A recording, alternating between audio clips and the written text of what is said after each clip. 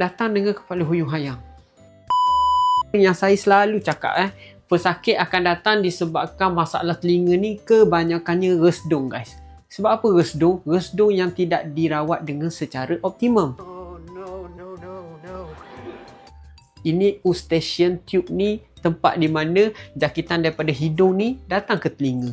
Tadi saya dapat satu pesakit yang budak baru umur 9 tahun. Datang dengan kepala huyung hayang. Saya cek rupanya sinus dia sangat bengkak, tonsil dia sangat bengkak dan white blood cell dia memang tinggi.